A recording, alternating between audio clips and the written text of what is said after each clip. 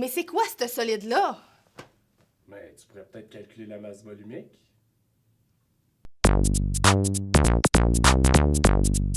La masse volumique d'un corps correspond à la quantité de matière qu'il possède par rapport au volume qu'il occupe. C'est une propriété caractéristique de la matière puisqu'elle permet d'identifier précisément la nature d'une substance à une température et une pression données. On calcule la masse volumique en utilisant la formule suivante.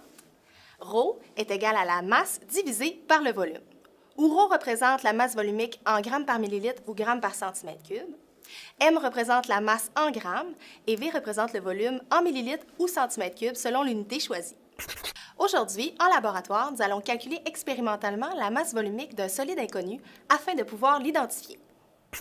Afin de pouvoir identifier un solide à l'aide de sa masse volumique, nous devons être certains qu'il est pur, c'est-à-dire formé d'une seule sorte d'atome ou molécule. En plus du sarrau et des lunettes de sécurité, nous aurons besoin pour cette expérimentation de notre solide inconnu, d'une balance à fléau, d'un cylindre gradué de 25 ml et d'une certaine quantité d'eau. Si le solide à identifier est plus gros, vous aurez besoin d'un cylindre gradué plus volumineux ou un vase à trop-plein, ainsi qu'une plus grande quantité d'eau. La première étape est de peser notre solide inconnu à l'aide de la balance à fléau. Il est possible aussi d'utiliser d'autres types de balances, telles que la balance électronique.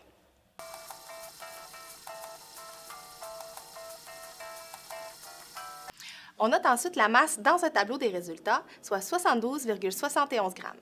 N'oubliez pas de toujours écrire les unités. La deuxième étape est de calculer le volume qu'occupe notre solide inconnu. Si le solide est un prisme droit ou régulier, il serait possible de calculer son volume en mesurant les côtés et en utilisant la formule mathématique appropriée. Par contre, si notre solide inconnu est de forme irrégulière, il sera difficile, voire impossible de calculer son volume. Nous utiliserons donc la méthode par déplacement d'eau dans un cylindre gradué. Donc, nous ajoutons une certaine quantité d'eau dans le cylindre gradué, soit une quantité assez grande pour immerger le solide entièrement. Disons 15 ml. Ensuite, on note le volume initial dans le tableau des résultats. La prochaine étape est de glisser délicatement notre solide à l'intérieur du cylindre gradué. Il est important de l'incliner afin que l'objet n'aille pas frapper directement au fond, ce qui pourrait casser le verre ou faire des éclaboussures et ainsi fausser les données. Lorsque l'eau se stabilise, on note le volume final dans le tableau des résultats, soit 23,2 ml.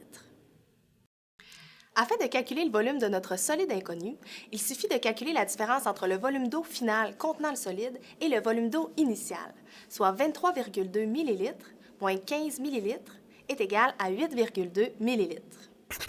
Puisque nous connaissons maintenant la masse et le volume de notre solide inconnu, il est possible de calculer sa masse volumique. Sachant que Rho est égal à la masse divisée par le volume, nous aurons alors Rho est égal à 72,71 grammes divisé par 8,2 ml, ce qui nous donne une masse volumique de 8,87 grammes par millilitre. Finalement, en consultant un tableau qui répertorie la masse volumique de quelques solides, on est en mesure de trouver de quoi est fait notre solide inconnu, c'est-à-dire de cuivre. Les manipulations en laboratoire amènent une part d'incertitude, ce qui entraîne une marge d'erreur dans les résultats. C'est pourquoi nous avons arrondi la masse volumique de 8,87 grammes par millilitre à 8,9 grammes par millilitre. Si tu as d'autres questions concernant la masse volumique, n'hésite pas à consulter notre site Internet et à t'abonner à notre chaîne YouTube.